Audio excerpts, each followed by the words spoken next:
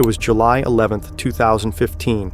It's a sweltering Saturday night inside the maximum security prison, Altiplano. This isn't just any ordinary prison. It's a fortress built of extremely hard concrete and pure fear. It is situated on a high plateau, completely surrounded by vast kilometers of barren land. The Mexican government had confidently assured the entire world that this particular location was absolutely escape-proof. They proudly boasted that. The walls were far too thick to ever be broken through, and the very floors were much too hard to possibly dig through. In cell 20, Joaquín El Chapo Guzmán is currently waiting. He is the infamous leader of the powerful Sinaloa cartel, a man whose personal fortune is estimated at billions of dollars. For 17 long months, he has been living in this incredibly tiny room. He is constantly monitored by surveillance cameras around the clock, without any interruption. Even when he's sleeping, the light remains illuminated. The security personnel are regarded as the absolute best of the best. At precisely, Chapo proceeds to the rear section of his cell. There, a small dividing wall is situated specifically for the shower area. It's the only area within the room that is a complete blind spot. The guards in the control room watch him as he bends down. They think he's simply washing his feet. For a very brief moment, their gaze shifts away. When they look back towards the cell, it is completely silent. No movement, no sound, not a single prisoner. What the guards didn't know was that for over a year, the floor beneath them had been slowly hollowed out. Under the shower floor, a secret hatch had been installed. A reinforced concrete square about 50 centimeters wide that fit perfectly. Just like a puzzle piece. With a single silent movement, Chapo vanished into the darkness.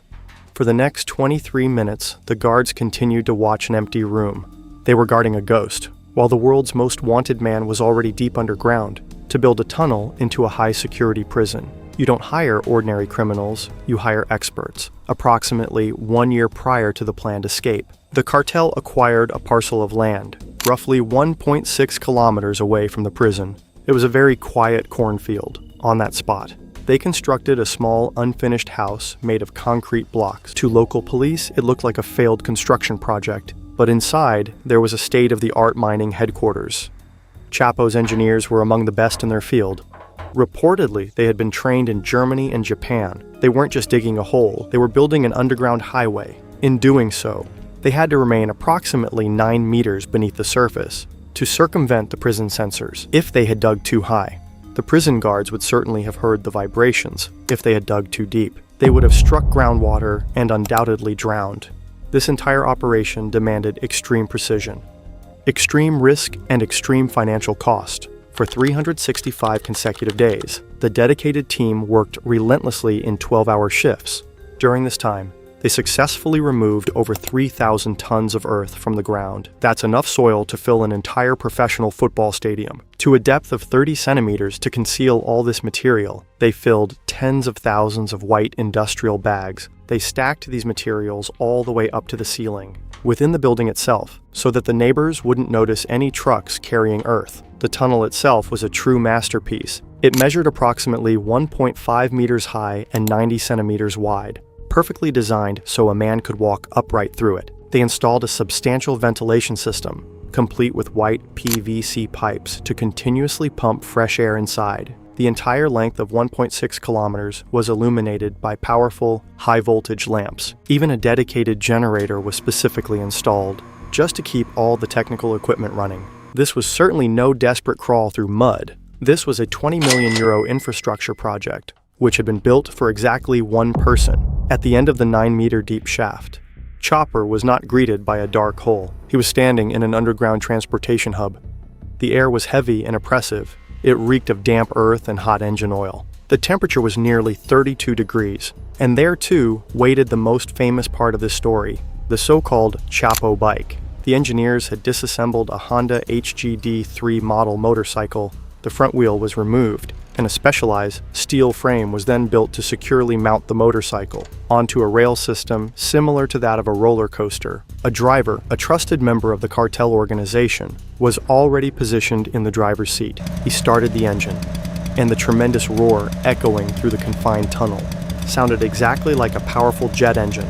Taking off. 1.6 kilometers 10 minutes, just one single chance. Chapo settled himself into a wooden cart that had been securely fastened to the rear. As the motorcycle began to accelerate rapidly, The tunnel quickly transformed into a blurred image of gray, earth, and flickering yellow light bulbs. They were driving at approximately 24 kilometers per hour.